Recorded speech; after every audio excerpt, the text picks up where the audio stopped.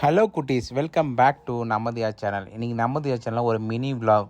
என்னென்னா, வீக்கெண்டில் வீடு ரொம்ப சுத்தமாகிடுச்சிங்க. குப்பை எங்கே இருக்குது, குப்பையும் வீட்டுக்குள்ளே வந்துச்சு. ஒரு 2 வாரம் சென்னைக்கு போயிட்டு வந்தோடனே வீடு பார்த்தா நாஸ்தி ஆயிடுச்சு. என் தங்க மனைவி இங்கேருந்து சென்னைக்கு போகும்போது வீடை சுத்தமாக கொடுத்துட்டு போனாங்க. இப்போ பார்த்தா எங்கே கால் வச்சாலும் நரன்னு இருக்குது. துணி எல்லாம் சேர்ந்து போச்சு. அதனால் பிளான் பண்ணிட்டேன், இன்றைக்கி எல்லாத்தையும் க்ளீன் பண்ணுறோம். பாத்ரூமு, டைலு எல்லாமே பக்காவாக க்ளீன் பண்ணி சூப்பராக பண்ணுன்னு சொல்லிட்டு மாப் போட்டு ஃபுல்லாக வீடை க்ளீன் பண்ணேன். செம்ம டஸ்ட்டு, மூக்கெலாம் ஏறுது. என்னடா பண்ணுறது, இருந்தாலும் மாப் போட்டே ஆகணும்னு சொல்லிட்டு பக்காவாக மாப்லாம் போட்டேன். மாப் போடும் போது தான் தெரியுது வீட்டில் இருக்க நம்மளோட ஒய்ஃப்ஸ்லாம் எவ்வளோ கஷ்டப்பட்டு வேலை செய்கிறாங்கன்ட்டு.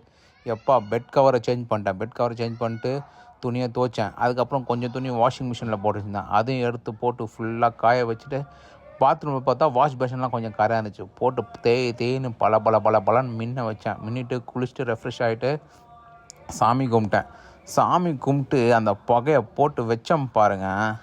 சும்மா வீடே அப்படியே மணன்னு ஜொலிக்க ஆரம்பிச்சிச்சிங்க. செம வாசனை, நல்ல வாசனை. வீடு ஃபுல்லாக அந்த அகர்பத்தி வாசனை பிச்சு அடிச்சிச்சு. நல்லா மணமாக இருந்துச்சு.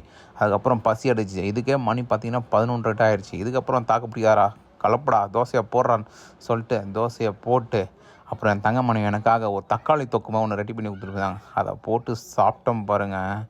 செஞ்ச வேலைக்கு சுவையான சூப்பரான சாப்பாடுங்க. இதாங்க நம்மளோட வீக்கெண்டு வைப்பு. சரியான வைப்பில்